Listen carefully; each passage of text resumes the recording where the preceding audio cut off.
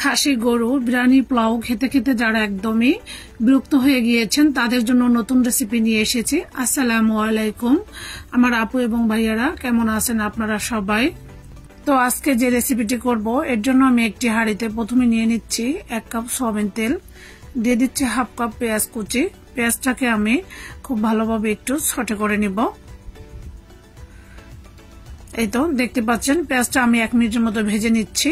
এখন আমি দিয়ে দিব আগে থেকে কেটে ধুয়ে রাখা এবং মাথার রগটা ফেলে রাখানো কিছু চিংড়ি মাছ। এখানে পেঁয়াজের মধ্যে দিয়ে 1 থেকে 2 মিনিট চিংড়ি মাছটাকে ভেজে নিব। আপনাদের কাছে আমার ছোট্ট একটি অনুরোধ, আমার ভিডিওটি যদি আপনাদের ভালো লাগে প্লিজ লাইক, শেয়ার এবং সাবস্ক্রাইব করে পাশেই থাকবেন। আপনাদের একটি লাইক এবং শেয়ার আমাকে অনেক বেশি উৎসাহিত করে। এই তো পেঁয়াজ এবং চিংড়ি মাছগুলো আমি 3 থেকে 4 মিনিট ভেজে নিয়েছি। এখন আমি দিয়ে দিয়েছি স্বাদ মতো লবণ। লবণটা দিয়ে আমি আবারও 1 থেকে 2 মিনিট চিংড়ি মাছটাকে ভেজে নিব। এরপর আমি এক এক করে বাকি মশলাগুলো অ্যাড করব। এখানে আমি 4-5টি চিংড়ি মাছ খুব ভালোভাবে ব্লেন্ড করে নিয়েছি, দেখতে পাচ্ছেন। তার থেকে এখানে আমি 3 থেকে 4 চামচ দিয়ে দিব। এতে করে রান্নার গ্রেভিটা ঘন হবে, খেতেও অসাধারণ হবে। তো আমি ভালোভাবে নেড়েচেড়ে ভেজে নিচ্ছি 1 থেকে 2 মিনিট।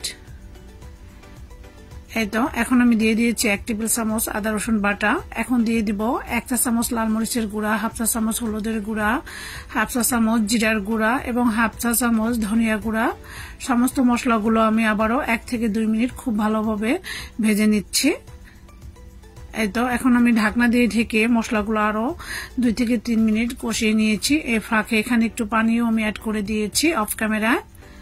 এই তো দেখতে পাচ্ছেন মশলাগুলো আমার একদমই কষানো হয়ে গিয়েছে, মশলা থেকে তেলটাও ছেড়ে দিয়েছে।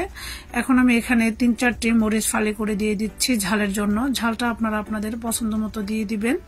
এই তো এরপর আমি আরো 2 থেকে 3 মিনিট মশলাটাকে খুব ভালোভাবে কষিয়ে নিয়েছি। এখন আমি এখানে আগে থেকে ধুয়ে একবারে পানি শুকিয়ে নেওয়া হাফ কিলো চেয়ে একটু কম ভেন্ডি, বড়গুলো মাঝখান দিয়ে কেটে এবং ছোটগুলো আস্ত রেখেই কেটে নিয়েছি। এখন আমি কষানো মশলার সঙ্গে ভেন্ডিটা দিয়ে 1 মিনিটের মতো ভালোভাবে নেড়েচেড়ে ঢাকনা দিয়ে ঢেকে খুব ভালোভাবে আরো 2 থেকে 3 মিনিট কষিয়ে নিয়েছি। ফিরে আসছি 2 থেকে 3 মিনিট পর। ঢেঁড়সগুলো আমি আবারও ভালোভাবে নেড়েচেড়ে এখানে আমি দিয়ে দিব 1 থেকে 1.5 কাপ পানি। যেহেতু ঢেঁড়স সিদ্ধ হতে একদমই সময় লাগে না, চিংড়ি মাছের এই সবজিটা একটু ঝোল ঝোল খেতে ভালো লাগে, তাই আমি একটু ঝোল রাখবো, এই জন্য 1.5 কাপ পানি দিয়ে দিয়েছি।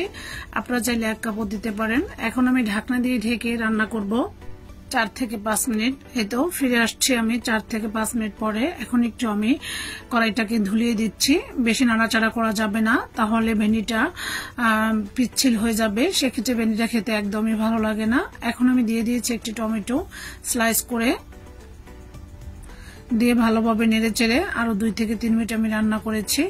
এই তো আমার ভেন্ডিটা প্রায় হয়ে গিয়েছে, দেখতে পাচ্ছেন। এখন আমি বেশি করে ধনিয়া পাতা কুচি দিয়ে দেব। ধনিয়া পাতা কুচি দিয়ে আমি নেড়েচেড়ে ভালোভাবে মিশিয়ে 1 মিনিটের মতো রান্না করব। এরই মাঝে ভেন্ডি বা ঢেঁড়স আমার একদমই কমপ্লিট হয়ে গিয়েছে। মাশাআল্লাহ, দেখতে কতটা লোভনীয় হয়েছে দেখতে পাচ্ছেন, খেতেও কিন্তু একদম অসাধারণ ছিল।